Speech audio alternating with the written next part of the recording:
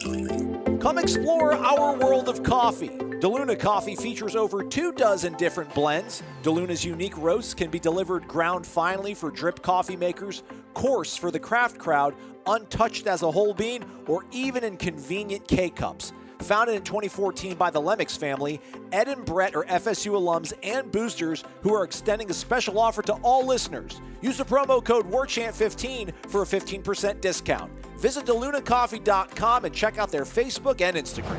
From Tally to Cali, It's time to wake up. wake up, wake up. WarChant.com is your ultimate Seminole sports source. and this is Wake Up Warchant, fueled by DeLuna Coffee. Coffee's for closers only. Now here's WarChant.com's Aslan Hajavandi. And Corey Clark. Wake up! What's up, everybody? It's Wake Up Warchant, fueled by DeLuna Coffee, DeLunaCoffee.com. Come explore our world of coffee. Shout out to everybody listening on YouTube. If you could hit that thumbs up, certainly would appreciate that. Spread the word. We still are available on the podcast app on Apple devices. Just tell your friends, search for Wake Up Warchant. You'll see two results. One has the DeLuna Coffee logo on it. Tap on that one. Subscribe to that one. Stay subscribed to the other one. We're formulating a plan to make this all work, so we're all a big happy family once again. Happy family is what we are over at warchant.com. Ultimate Seminole sports source. Use that promo code WARCHANT30 for 30 free days of access to the website. Corey Clark's here, everybody. Corey Clark, y'all. What up, Corey Clark? Just living life, my man. Just Livin. How you doing? You doing all right? You having a good day? Yeah, man. Good. Just knocking some stuff around the house. I think I'm going to slowly start trying to pack. I'm going to head out of town here soon. Heading home, my buddy's having a baby shower, barbecue event. Okay. So this will be like my first social outing since Christmas time, I think. So looking forward to that. That'll be kind of cool, interfacing with human beings outside the virtual world. Right. That sounds fun, man. Yeah, it'll be kind of cool. He's the one that got married in Key West last year, which it all makes sense now because we thought they were supposed to get married Memorial Day this year, but they're like, with the pandemic and travel restrictions, we just don't think it's a good idea, so we're just going to go ahead and kind of do something a little more intimate down in Key West. And I was like, oh, okay, that's cool. I'm privileged to be here. Thank you for inviting me. And then the rumor was we were still going to go to Greece nonetheless, Memorial Day 2021, because they had rented out this huge house to do the wedding, and they didn't get a refund on the deposit. So they're like, we're still going to use it. We're going to do like a party. It's like, all right, cool. But no, she's pregnant. So that's why everything happened. So, all right. Well, hey, you still get to go to a barbecue. Oh, yeah, no, it's awesome. I'm so stoked. It's great. It's great, man. It's fantastic. Love, true love, being around it. Hopefully it rubs off. Makes me a happier person. That'd be nice. Like that, that'd be pretty cool. I want to go over some of these comments real quick on YouTube. This comes from Smoke Jensen Beats. We love the baseball updates. Keep them coming. The football-only people can kick rocks until August. Sorry, guys. Okay, I like it. Yeah, hey, there's people that love all the sports at Florida State. It'd be weird if you didn't. You know what I mean? Like, obviously, you probably don't want to listen to 45 minutes of baseball. Just like you wouldn't. There's a lot of people that wouldn't want to listen to just 45 minutes of basketball or anything else. But you'd want a little. You want a little variety sprinkled in there, right? If you're a Florida State fan, are you just a football Florida State fan, or do you care about any of the other sports? You would think that most people would. Yeah, but there is that segment that just only cares about football. Joe Gialotti. Great show, fellas. This was during the live show. Great show, except for the MLB talk. So. Well, look, hey, that's understandable, right? Yeah. You know what I mean? Like, that's not Florida State-centric. I get it. We'll try to do better. Yeah. Jothan Virgil. This is from yesterday's show. Why are we still stuck on Chuba? We really need to rally behind Jordan Travis and make him the man going forward after this year. He has proven that he's a game changer and will only get better. We're answering questions that people ask us. Well, maybe that wasn't like he was worried about why we were talking about it. Maybe just the fan base in general, why they keep talking about Chuba, which, hey, out of sight, out of mind. You're in Arizona for the spring game. Florida State fans might have moved on. It seems like this gentleman certainly has. And yeah, man, I'm all about Jordan Travis. I think the guy has a chance to be really, really, really good. So we'll see what happens with Chuba down the line. All right. Well, that said, let's talk a little bit about baseball. They got a big series coming up this weekend over in Atlanta. Are you going to make it down for any games, Corey? No, I'm covering the real important stuff. Brady's travel ball games. Let's go holla, holla. How was Meat? How was his comportion? Was he I mean, he wasn't in the best of moods. When I talked to him on Wednesday evening for a Q&A that's up on the website right now, just about kind of a state of the program and things like that. I did ask him, and I didn't put it in the Q&A, if he was sleeping. Because I remember when he said that during a postgame, you asked him something about him sleeping. He's like, I don't ever sleep. right? And he said that's still the same. And then I'm like, is that because you're the head coach now and there's more weight on you? He's like, no, that's always been even when I was an assistant. But yeah, he's as frustrated. Well, I can guarantee he's more frustrated than anyone else about the other 6 hitters in the lineup, and they're trying to figure it out. They're trying to do some things. But what can you figure out halfway through a season, even with a 4-day break? I don't know that you can all of a sudden make somebody a contact hitter. He did say, and I'd forgotten this, I thought they just took Messick out of the lineup because they didn't like his production, but they took him out of the lineup because he had rolled his ankle. He had hurt his ankle. He had a ground ball off the ankle. Yeah, he's been wearing a boot after games. So he did take batting practice for the first time on Wednesday. Was the first time he's taken batting practice since the injury. So they do want him back in the lineup. So that might help a little bit. We'll see. He's grasping for it. Like I asked him, have you ever had 19 players start a game for you before? And he's like, oh, absolutely not. Like, this is nothing they've ever experienced. But he's trying. He keeps trying.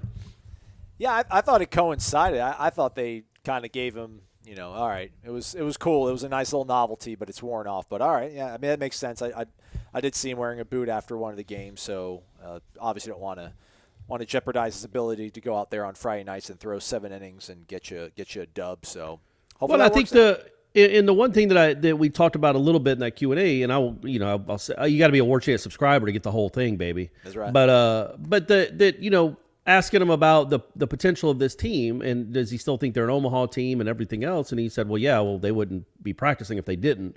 But also, he's like, when we're good, we're really good. And that's been evident. Like, they had the best week, literally the best week of a regular season week probably a Florida State baseball team has ever had, like a month ago. Yeah. Like, they beat the bejesus out of Florida and then Miami 3 straight games. And those are both tournament teams, good teams, ranked teams. And they just bludgeon treat them like a little league team. And so it's there in there somewhere. But since then, he's like, it was just the darndest thing. Like, well, he didn't say darndest, but that all of a sudden the guys at the bottom of the lineup just stopped hitting completely. And so they're just trying to figure that out, trying to get that going. Did you ask him about Carson Montgomery? I did. He said that. We don't have to give it away. You have to give it away if you don't. Yeah. I did. Yeah, there you go. I did ask him about Carson Montgomery and their plans for him in the weekend. Okay. Mr. Electricity, the power plant, Carson Montgomery. That's right. Electric stuff. Is that what you call him, the power plant? Is that his nickname? I don't know. I mean, just, that's not a bad nickname. Well, I think it's better than like C-Money or whatever they probably do call him. Right. All these baseball nicknames are just plays off the kid's name. Yeah. So Nelly, the power. Oh, Nelson. Oh, I got it. Okay, cool. Yeah, like he should be like Thor or something. Yeah. Like there should be something cool with him, not just something related to his name. So yeah, what'd you call him? The power plant, power company, power plant. I mean, whatever we call him, call him. Okay, all right. I like it. Rolling coal or something. I don't know. Anyway, let's spitball it. We'll brainstorm and come up with a good one. There we go. On Thursday, Florida State football announced or revealed, I guess, the budgetary. I don't even know the right word there. But anyhow, how much money they're going to pay these teams to come catch an L. Memphis, sure. Come catch that L, yo. Charleston Southern, come catch that L. $1.3 million going to Memphis. Yeah. To come down here in 2024 to play Florida State. And then Charleston Southern is going to get $450,000. There's a quick little write-up that Ira did. The crazy thing is, man, I don't say we. I don't donate. Florida State's paying UMass $1.5 million. They're paying Walt $1.5 million to come down this fall. Hey, wins are expensive, man. Wins are hard to come by. You gotta put your money where your mouth is if you want to win games. Yeah, that seems like a lot. I think like Charleston Southern will be like, wait, what? They're paying what? What? Like when they saw that, they're like, they told us that they couldn't pay more than $450,000. They're paying Memphis 3 times that. Yeah, I mean, that's probably just to go. I don't understand the UMass payment at all. But the Memphis one, I think, is just the going rate for a team of that caliber for just a home game, not for a home and home, but for the just coming to you. It's probably around that. because Memphis is a good enough program where they don't desperately need to go on the road to get to get a paycheck. So you need to make it worth their while, and apparently 1.3 is very much worth their while. Oh, before we get on the ponies, a bit of somber news. Ira had mentioned this a few days ago. I never brought it up on the show. My bad, but a couple other outlets are now starting to report on it. But, man, Geno Hayes apparently is in pretty dire straits with his health. Apparently is reportedly in hospice care with his parents in South Georgia. Man, he's younger than I am. He's 33 years old. I cannot believe it. I guess he's dealing with some liver issues again. I mean, to be in hospice care, there's an urgency of desperation that's extremely depressing to hear. So thoughts out to him. Hopefully there's something that can be done to help him out with that. But that's just 33 years old. It's crazy to think that he could be facing such a dire kind of diagnosis. But Geno's the man. My brother and our little group chat, my brother and his friends and stuff, everyone's sharing their best Geno memories. And it's like, hey, man, he's still here. Let's hope this works out for him. Can't believe he played 7 years in the NFL, too. It's I saw a stat line when he was his junior year. He had 17 and a half tackles for loss at linebacker. Can you believe it? One player. He and Buster Davis were running around like crazy folks back when Florida State had a good linebacker play. Yeah, man, Geno was the real deal as a college linebacker. We hope for the best. I guess he's waiting for a transplant or hopeful for a transplant. Okay, I hope so. Yeah. But that's obviously really rough news that he's in hospice, and let's hope that he comes through this. Right. Because 33, 43, 53, 63 is too young, but 33 years old, come on, man, that's really, really bad. Yeah, if we get any updates on that and how we can all possibly help, we'll try to pass that along to everybody. So that is that. All right, now let's make a segue then to finish up the rest of this Renegade Express mailbag. All these questions come from our valued subscribers over on warchant.com, the ultimate Seminole sports source. Apologies to everybody on YouTube for the show yesterday. I dropped it late.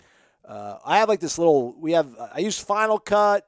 Actually, it's too much. What am I explaining about? I forgot basically to turn the show on before I went to sleep. I thought it was on, but it wasn't. So I dropped it at 10:30 in the morning or something.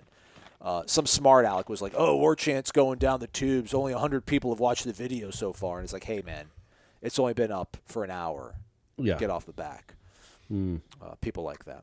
All right. Just don't make that mistake again, obviously. Well, it wasn't, I don't want to, I'm all about accountability, all caps. I know you are. That's the thing. And me too. And so I just say again, let's just not do that again, Aslan. But Right. S. Quinn, 67. There we go. Wake up! Longtime listener, lifelong friend of Black Bert. Black Bert, we met him in person. Yeah. All right. Okay.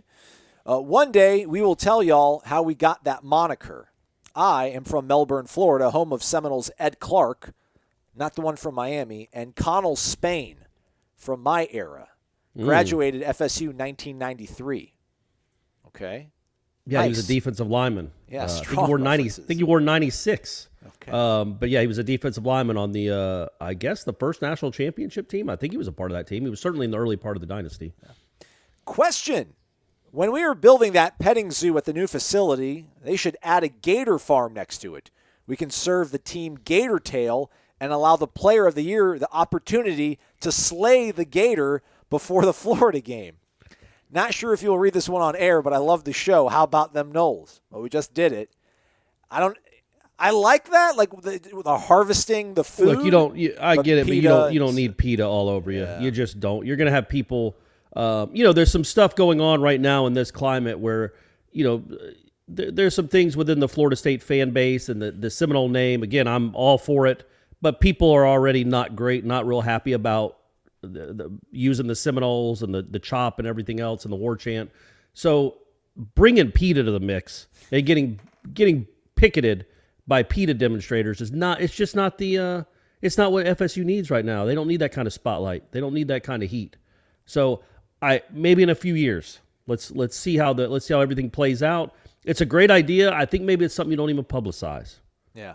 I don't think it's like your sod cemetery where it's like open to the public and people walk around like, oh, that gator's going to be, Jermaine Jones gets to kill that gator in 2 weeks. Like Jermaine Johnson. Yeah. You don't, we don't want that. You don't want that kind of heat on you. But yeah, I like the idea. I don't have any love for gators. No. I feel like they're a nuisance, right? Yeah. Maybe a gator. Maybe you take a gator that's attacked someone, not killed someone. We don't want a murderous gator. But what do they do with gators that attack people? Don't they? Are they like dogs? Do they put them down? I don't know. I think they do trap them. Yeah, I think they do. Or maybe they. But do they kill them, or do they release them somewhere? Like once they've developed the taste for blood, do they have to kill them? I take it back. I'm not 100% sure. Maybe we'll get someone from the Florida Wildlife Commission on here. Well, we're going to look into it, and if I don't know what they do with gators, but let's say there's 12 gators a year that attack people, and they're going to put them down. Take those gators and put them into the gator pond at Florida State because they're going down anyway. And then PETA's off your back. And you make more of a spectacle of it, especially a murderous gator. Even if the gator didn't commit murder, if it attempted murder, you're doing the public good. So I'm all on board with this one now. I try to Google it to see right here, like what happens to the gators that attack people, but I'm not able to find in my quick 10 seconds of research. So I mean, wouldn't it? So a dog attacks a kid, and I get it. But I know there's, at least in Georgia, there's laws where if I think it's everywhere, if a dog attacks a human being, it's reported. Game over. Yeah. So you're telling me a gator could do that and just get off scot-free, go back into the marsh, go back into the swamp, into my moat? That's not happening. Well, you're kind of you're usually gators aren't like coming into your house and hurting you. It's like you could be in your front yard and then the dog jumps a fence and mauls your child.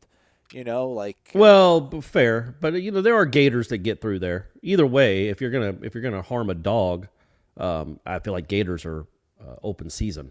All right. I thought you were a cat guy. I thought Stephanie was bringing you to the dark side, but apparently not, Mr. Dog Lover here. Random_John. Good morning, everyone. Special good morning to Corey and Aslan, our caffeine-pushing orators. That's what we do. Get some of that 1559. The Luna. A midnight shift. That's right. A little midnight shift up in you. That's right. They call me coffee because I grind so good. Question. Ooh. While we FSU fans cannot realistically expect much this coming season, what are some things you feel we can expect, both good and bad? Drink your DeLuna coffee, everyone. You want to go with the good? I'll go with the bad. Good cop, bad cop. I think they're going to miss a field goal that's going to hurt, but you can probably say that for any college football team, right? So that's not really anything Florida State specific, but I don't feel all that confident about this kicking game. But then at the same time, it's going to be like a Dustin Hopkins thing where they'll probably boot like a 49-yarder that you're like, there's no way they're going to make this. But they'll probably nail the 49-yarder to win you one game, but they'll miss a 37-yarder to cost you another one. But again, that's just college football kicking. I think they're going to return a kick for a touchdown. Oh, wow. Okay. I think that's going to happen. We're just going to stay on the special teams side of things. I think, I don't know. 1,000-yard rusher? Come on, say something good. 1,000-yard rusher. No. I think they're going to divvy it up too much. I think you might, let's say this. I think if he stays healthy, you're going to have the ACC Defensive Player of the Year. Ooh. How about that? I'm not going to tell you who I think it is. You'll have to guess. You'll have to wait till August for me to tell you who I think that player is going to be. But I think if he's healthy, you have the ACC Defensive Player of the Year.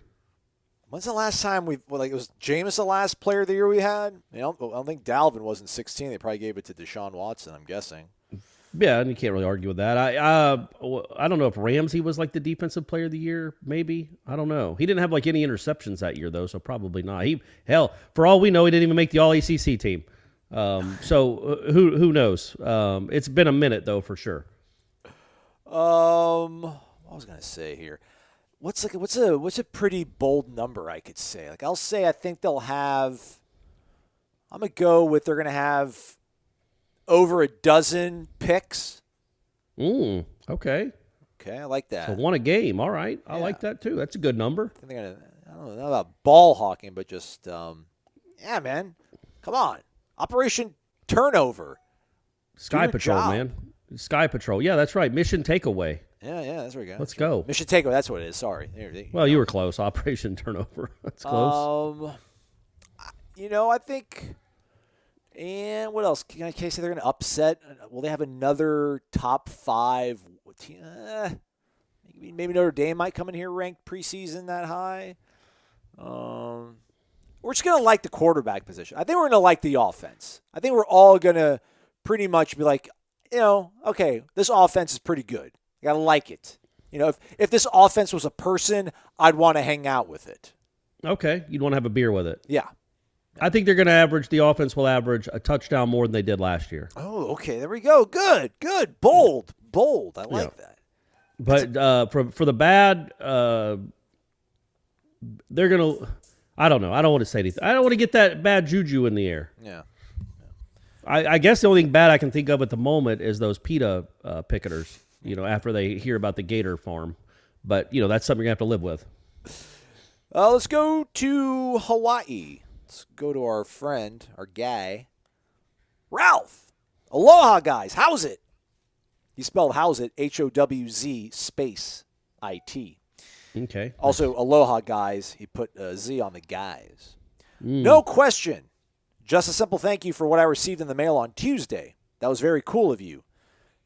So thanks to our friends at DeLuna. We got him he wanted to send him a mug.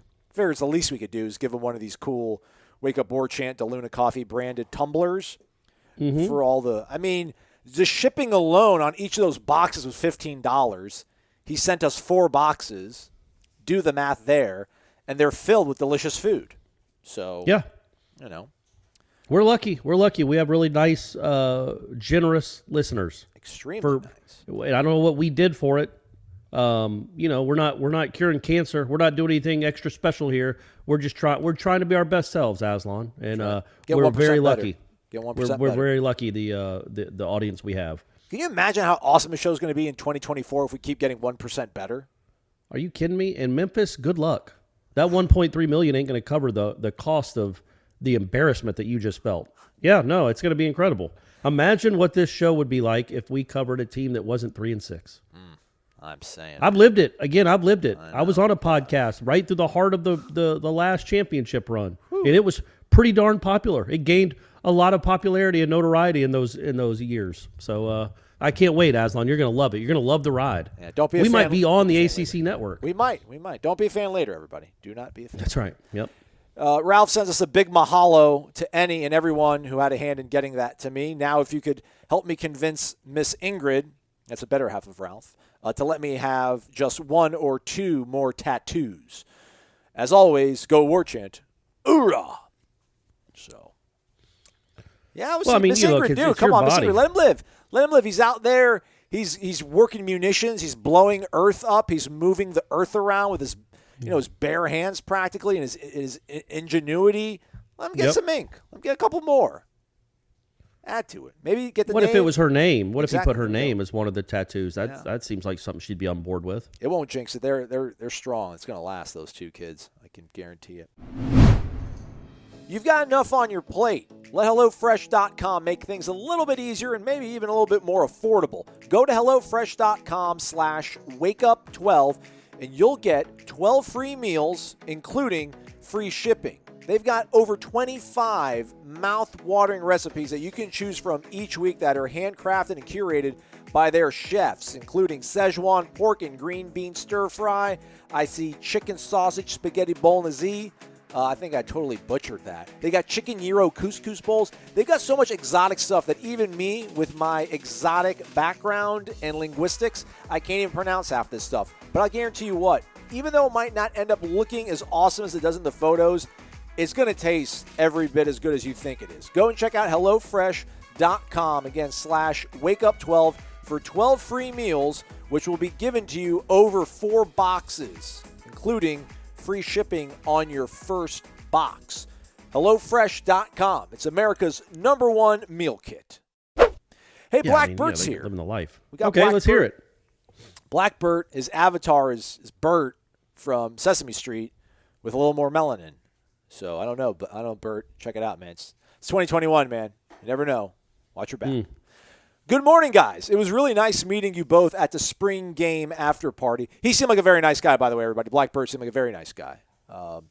I definitely was jovial that day. He put quotation marks around jovial. There was a great atmosphere in Tally that weekend. Me and my boy S. Quinn 67, who we heard from earlier, everybody. We're coming down for the Notre Dame game. I'm sure we will be at the Warchant get-together. Gene's house, right? Yeah, we'll be releasing that address any day now. Oh gosh, like Gene's such a good sport. One of these days, I'm like, guys, you knock it off already. Just knock it off. All right, Aslan, I think you hit the mark with the Force in the Football jingle. Very catchy. I say keep it. Here's my Force in the Football take today. Mackenzie Milton will start this year. Jordan Travis will be amazing next year. Experience is hard to overcome. In the spring game, Milton was putting the ball out there before the receivers were out of their breaks. Travis still seems to need a wide-open look. The difference, small sample size, I know, is how much better the offensive line looks when the ball is out there fast. Anyway, what do I know about anything? Well, that's what a way to end a post. That's the way to. I think that's a very astute observation. I think it's very salient. But I don't know, man. I hope I didn't pollute the Jordan Travis atmosphere. He's made a couple throws, man. Like if you watch his highlights from last year, there was one of those plays against North Carolina where they were going tempo and they schemed it up to where it was maybe Preston Daniel or maybe it was Sticky, the other walk-on tight end. Like they schemed it where he ran wide open and Jordan Travis hit him. But man, otherwise, like Jordan, he didn't thread anything 13 yards out route, between the boundary and the receiver outside shoulder, like just, Aaron Rodgers. But man, like you go look at some of those throws he made against Duke, which I know it's Duke, and even some of the bigger plays he made against North Carolina, man, there were contested throws, and he got it there on time and put it to where his guy could make it, and Pokey made the play on some of those catches that I'm referencing. So, but I do think Mackenzie Milton's still a little bit more polished as a thrower. But again, we'll see just how much he can overcome.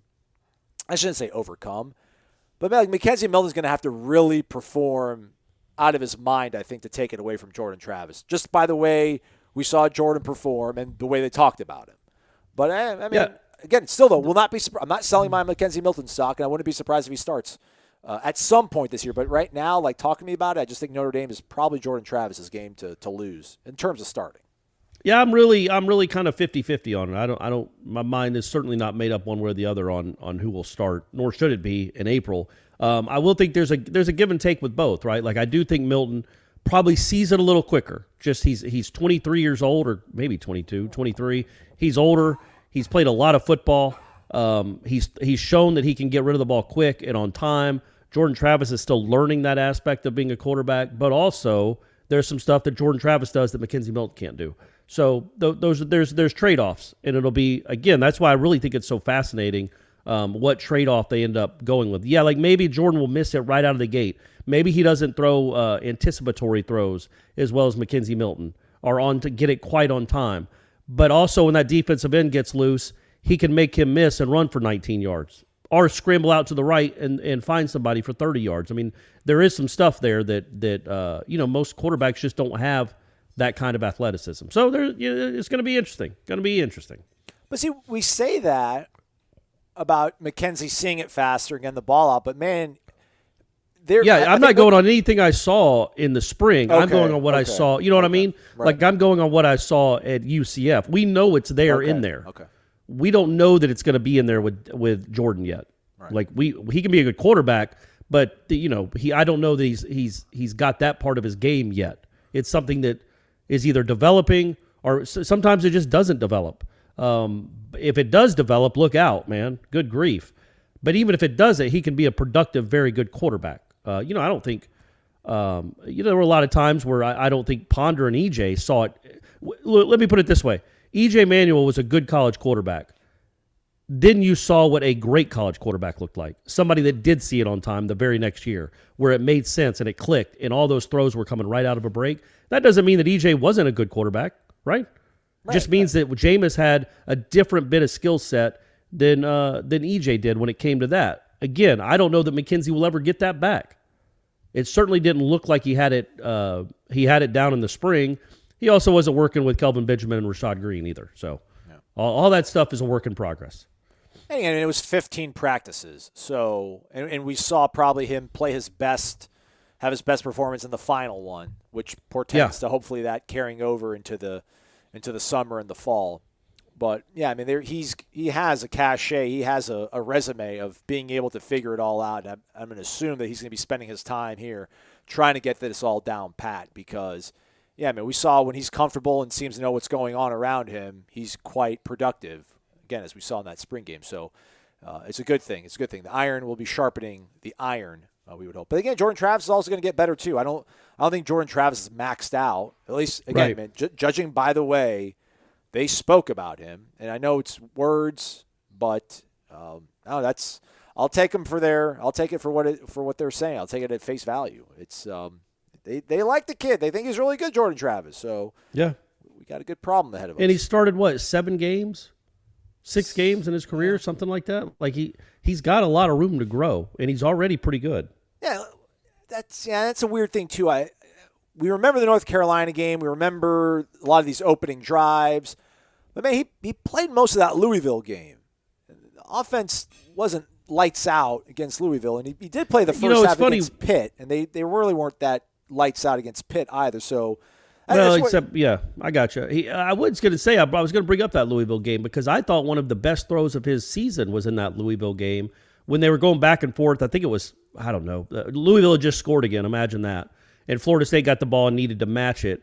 And it was like they got sacked or there was it was an illegal block downfield. So it was like 2nd and 25. Yes. And he threw a rope to Keyshawn Helton right at the marker that might have ended up being a touchdown coming out of a break, a picture-perfect throw. I thought one of his best throws of the season.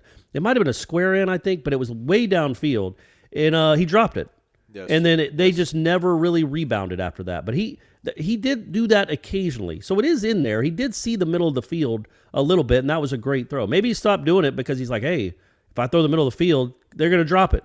What are we doing here? But yeah, so there were moments like that. In the Pitt game, yeah, they struggled against Pitt. But they did score 17 in the first half. In that Louisville game, though, also, he did hit Pokey for what should have been a touchdown, like on a zipped throw in the middle of the field, but it hit off his hands and got picked off. Yeah. So, yeah, he had that as well. He was 14 of 32 for 141, a touchdown and a pick against Louisville. Yeah, so. And we both know that it should have at least been 16 of 32 for probably, 200 yards. Yeah. And maybe it's a different game. Once they got behind like 28-10 or whatever it was, and they had to start throwing, yeah, man, that's not Jordan Travis's game. Certainly not with that receiving core. That's tough. That's tough to ask any quarterback to do. Mackenzie Milton ain't going to light it up with that receiving core being down 28-10, and they know you have to throw. Plus, he was banged up. I'm not the Jordan Travis excuse maker. I'm just saying that was not a great effort, but he wasn't helped either. 11 of 18 for 106 and a pick against Pitt, but he did run for 80 yards on 14 carries and a touchdown. Well, and remember, he didn't play at all in the second half, and he had a 91-yard run in that game, or a 90-yard run. So the other 13 carries were negative 10 yards, which means he was running for his life. So that again, that was not a great afternoon for the Florida State football. Was it 88? Sorry, 88. I don't know where I got 91 from. What's wrong with me? It's okay. So, yeah, that was the Pitt game. That's when they brought in James Blackman, 2 incompletions and a pick.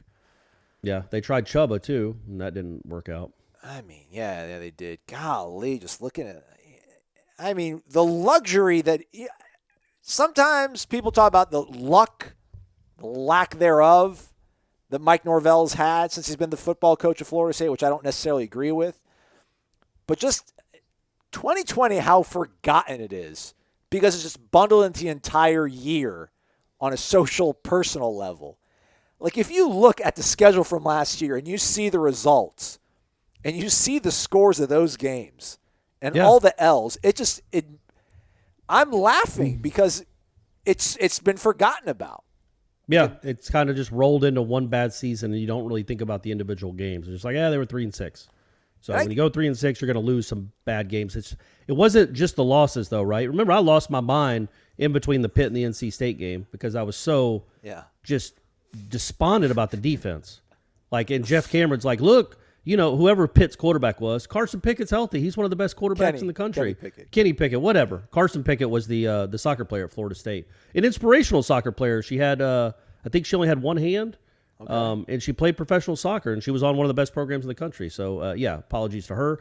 But yeah, so I was like, yeah, he's like, Kenny Pickett's one of the best quarterbacks in the conference. It was a tough matchup. And I'm like, okay, great. What are you going to say next week when Bailey Hawkman lights him the F up? Yeah, I remember you saying that. You said And that. guess what? That's exactly what Bailey Hawkman did. Yeah. The one and only time in Bailey Hawkman's career, he lit up a defense, was that Florida State defense. And I'm like, well, we can't just keep saying, I mean, this is embarrassing. Like, NC State who'd they beat? They beat Coastal Carolina or somebody?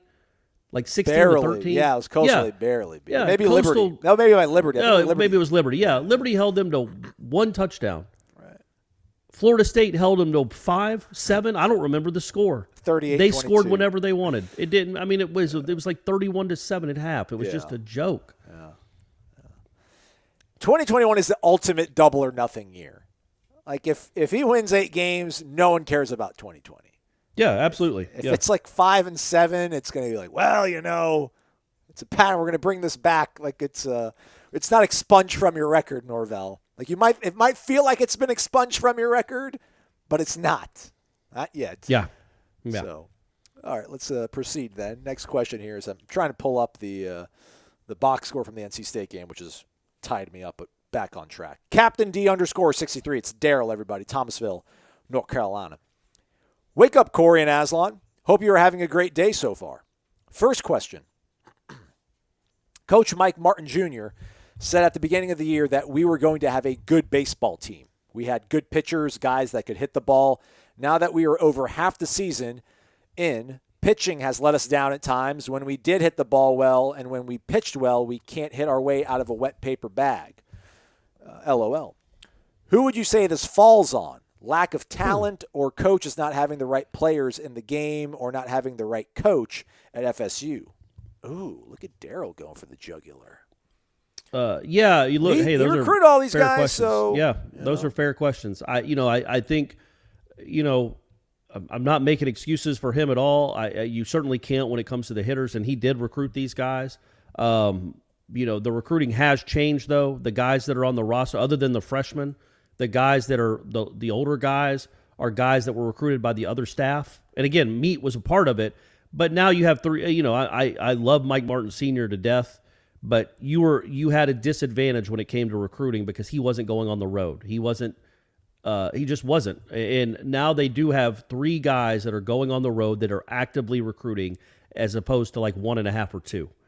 So they should be bringing in more talent here soon. I think they have the top 10 class coming in, top 8, something like that next year. And I was looking at this is something else, Aslan. I was looking at the sizes of some of the kids they've signed in this class and then the class after them commits. It's a bunch of 6'3", 6'4" kids. Sign me up. You know what I'm saying? Like, Florida State forever seems to be the king of the 5'10", 185 player.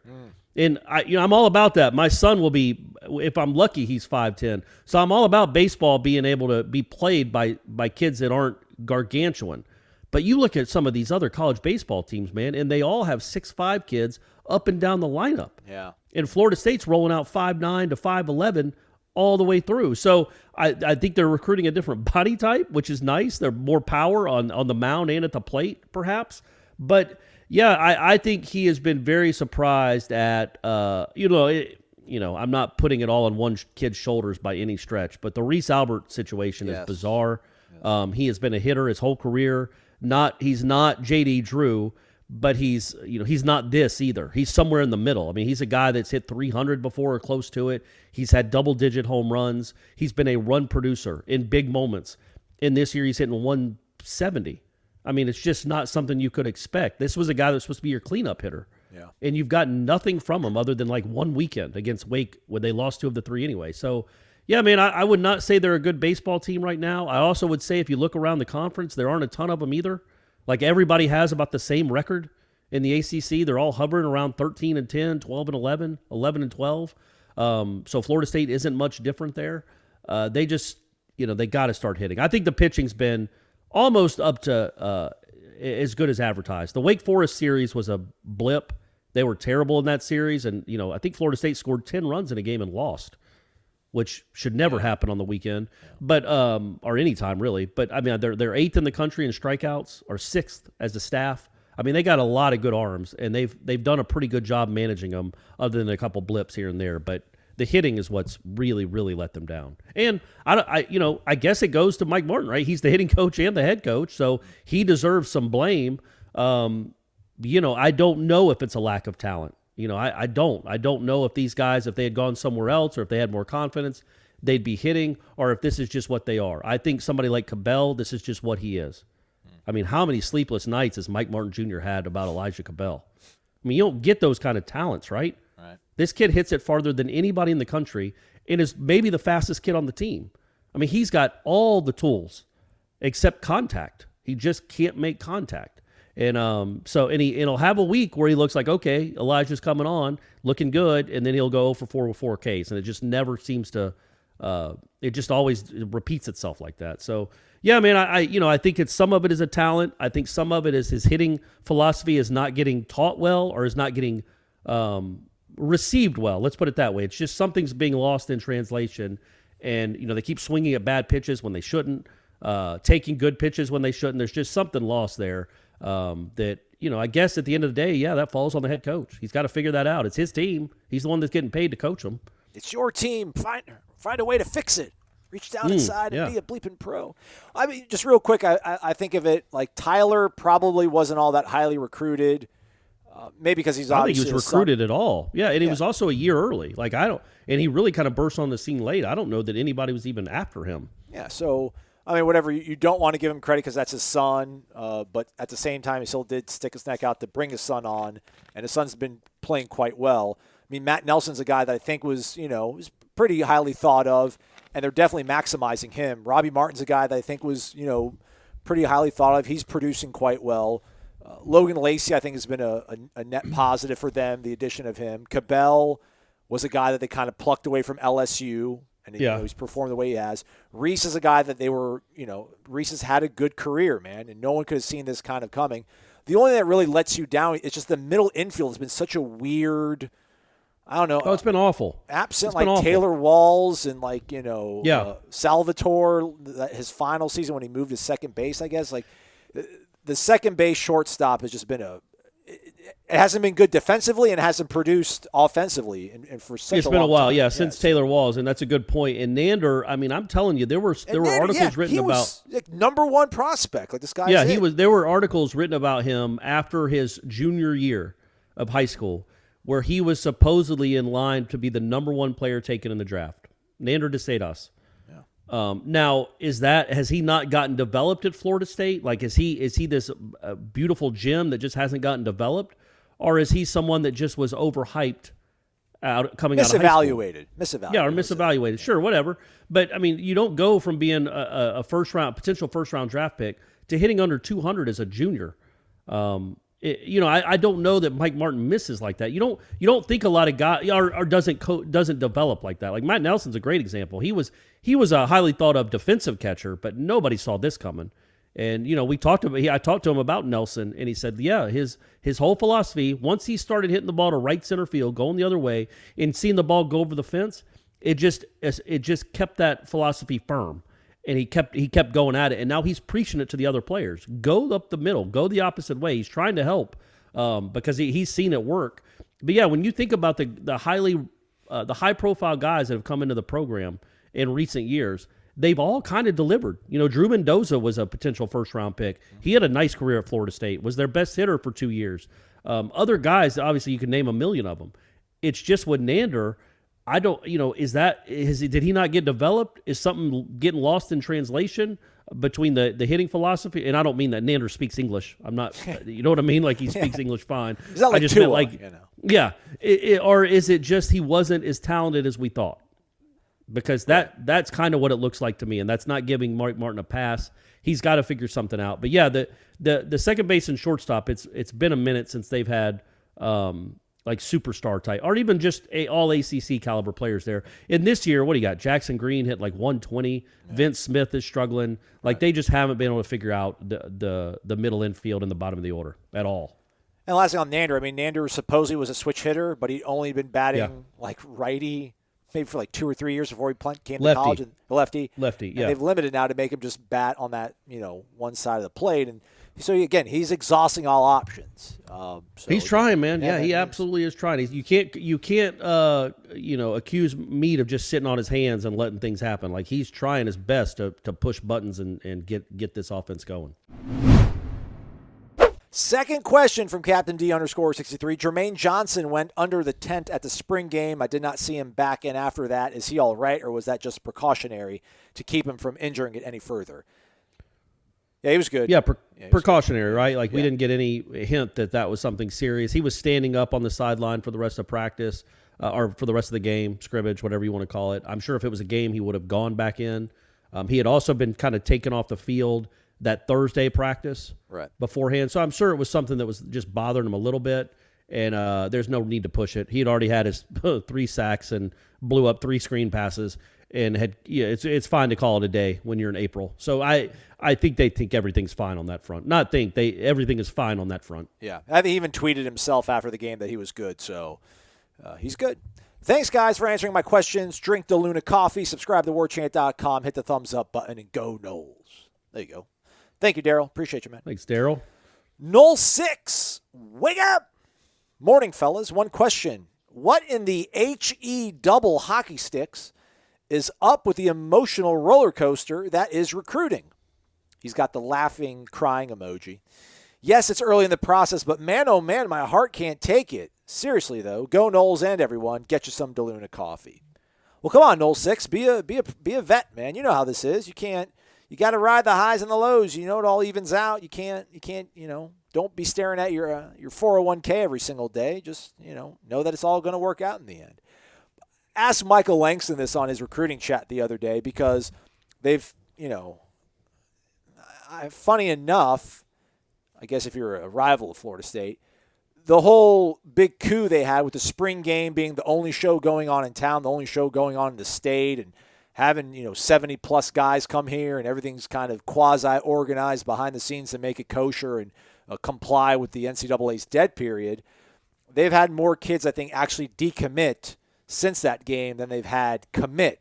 And we had heard that there was going to be maybe up to 3 other players that were going to commit after the spring game because of all the buzz, but they've lost a couple players. They lost the McAdoo kid out of Arkansas, and then they lost Nigella Kelly, who's down, I think, somewhere in Fort Lauderdale, somewhere, Broward, Dade County.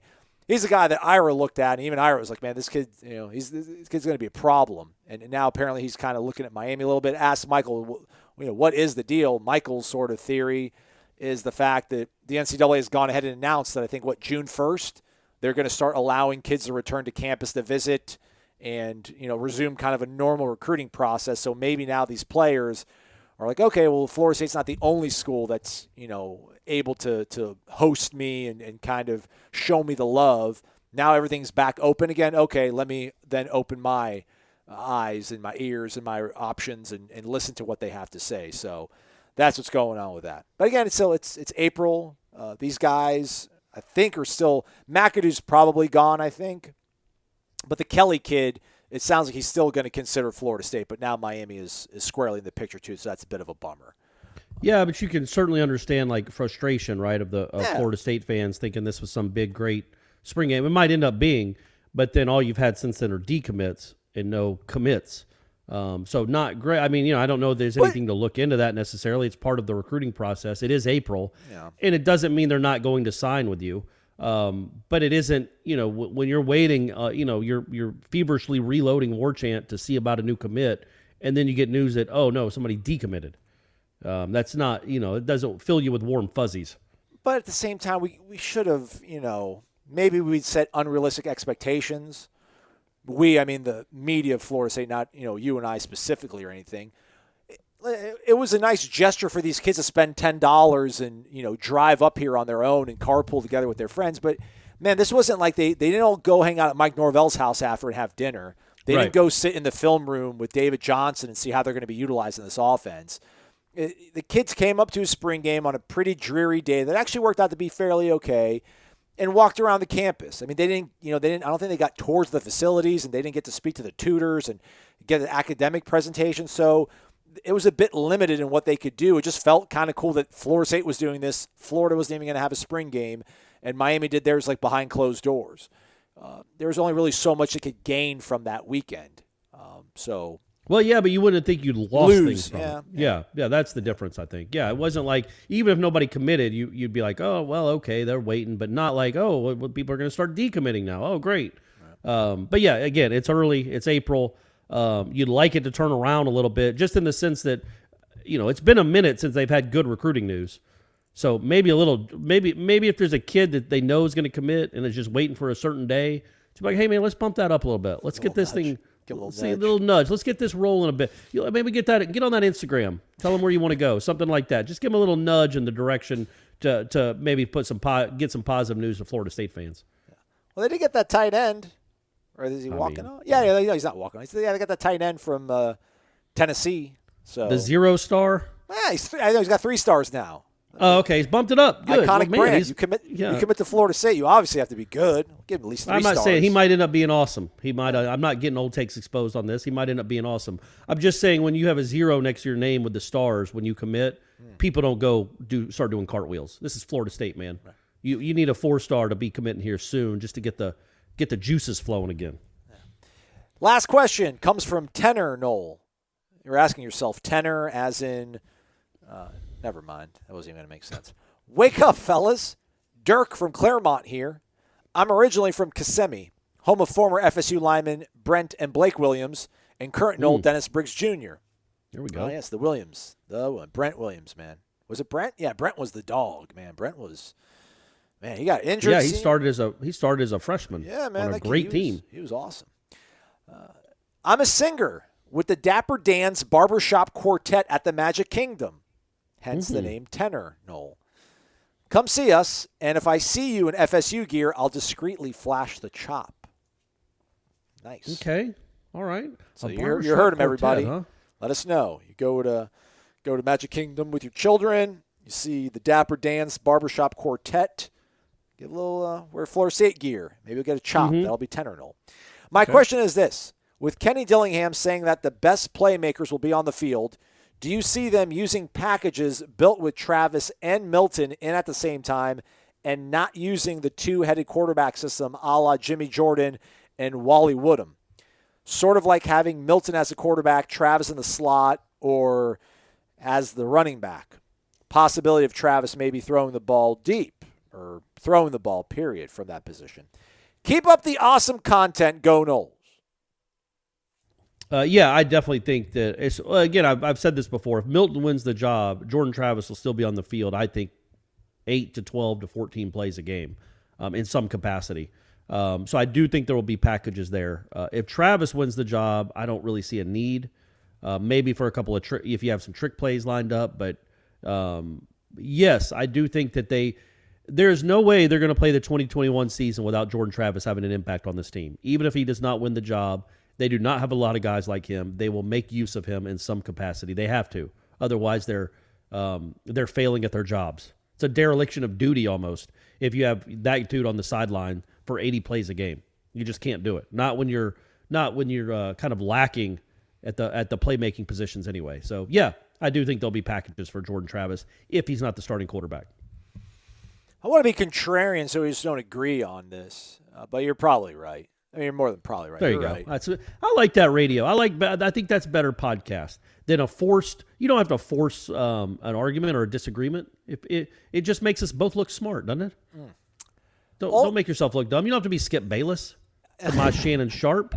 Just be you. Don't worry about trying to contradict me. The only thing I will say is that we make it seem like it's such a slam dunk thing, but it kind of goes against everything that they've done. Like you're really coaches don't have playbooks for 2 quarterback systems. Or like, oh, this is the way we're going to use these 2 quarterbacks. Like they've got their playbook, they've got their plays, they've got their route combinations. That it's all with this one guy doing it, and they can tailor everything around him.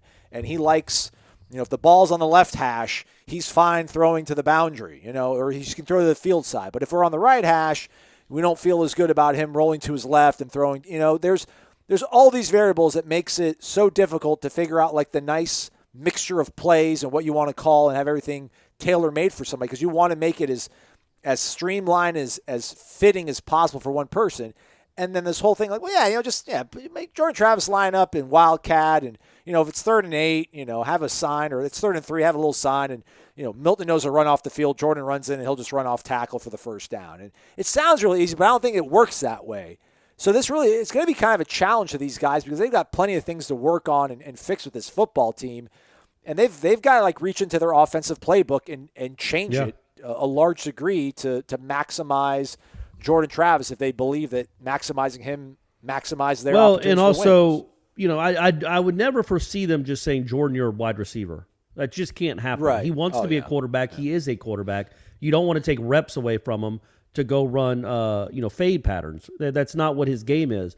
I envision it more like the first series or two against Miami last year, where he was on the field in a variety of ways. He took some wildcat snaps.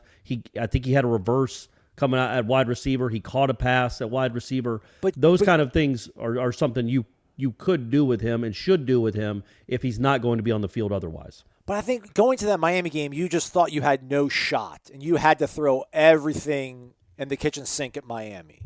Well, sure. But I know what you're saying. If you could use him in those sort of ways, is kind of creative and gives you options to utilize him with keeping both guys on the field. But I just wonder how much these guys trust in their offensive system and the way they like calling plays and the rhythm they have, and whether or not they really want to disrupt that. Because, again, they went and got Mackenzie Milton because I think they felt that his skill set fits. I don't think they got Mackenzie Milton to come here and push Jordan Travis to be the special talent. Now, it was a great sort of, hey, if it doesn't work out with this kid, at least we have him in our quarterback room, and he's leading by example, and he's helping everybody out. But, man, I just think they have a system. They have a way of calling plays. They have what they're comfortable with, man. It's just anybody that owns their own business, you're probably going to hire somebody that and you're comfortable with. You're not going to probably just get some random person off monster.com or whatever. Not that Jordan's random, but you're just inserting like a whole new dynamic into the way that you're running your offense. And they make millions of dollars, at least Mike does. So they should be able to kind of get uncomfortable and figure out new things. But 3 minutes later, Corey's right. They're both going to play probably. So. Yeah, but the one thing I do hesitate with that is if you are putting somebody in every 3rd and 2, or say you have a 9-play drive and 7 of them are with Milton and 2 are with Travis at quarterback, you do worry about Milton getting into a rhythm or losing a rhythm. Right. That is the one worry I have there. I think that's the trade-off you get for having another playmaker on the field.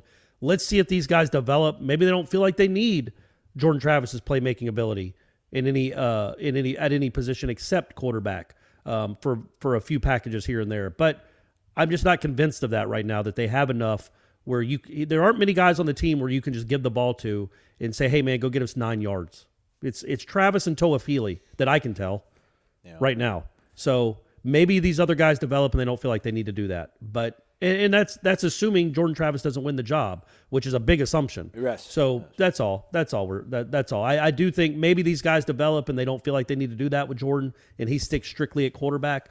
But I just think you can't. Well, I'm not going to repeat myself. I've already said it too many times, guys. You know how I feel. Bad example probably because it's a Florida team, but just how much easier do you think Dan Mullen's life was in 2008 versus 2006? Where it's like, all right, we can just have Tim do everything. 2006, all right, like we got Chris Leak, we think he's good, but man, we got this freshman that we feel pretty good about, and we need to find ways to put the ball in his hands, and that's the sort of the trade-off though. If Jordan is that fully developed, then yeah, they're piece of cake. We're just going to run what we run. We got this one guy to do it. If not, then you have a sort of hybrid of, all right, we got this one guy, and we'll figure out ways to mix this guy in. So. We'll see how it all unfolds. We got like 100 and something days left, like 170. Count it down. I don't know. Count it down, baby. I'm going to have to start doing it here. So we'll do another show on Monday for you folks. And we'll probably have 3 shows for you next week because it's the off season. We did 5 this week. I mean, come on. We did. That's right. Yeah. I mean, what else do you want from us? Let the guy breathe. Let the guy breathe, man. We are actually, take it back, asshole. Not even close. 135 days. Hmm. It'll be here before you know it. It's right around the corner. Who's your favorite Florida State player that wore the number 135? Yeah, let's save that for Monday. That's coming. All right. He is Corey. I'm Aslan. Stay connected to warchant.com throughout the weekend for any recruiting news that happens and updates on the baseball team series in Atlanta versus Georgia Tech. Thanks so much for listening to Wake Up War Chant, fueled by DeLuna Coffee. Warchant.com is the ultimate inside source for FSU football and recruiting. And now you can get in on the action for free for an entire month. Warchant.com is offering a risk-free 30-day trial subscription. Get full access to the #1 website covering the Seminoles just by entering the promo code WARCHANT30. That's WARCHANT30. Sign up and get in on the world's most active FSU message boards. Receive breaking news, stories from our award-winning staff, plus get exclusive interviews and videos. Just enter the promo code WARCHANT30. Warchant.com, your ultimate Seminole sports source.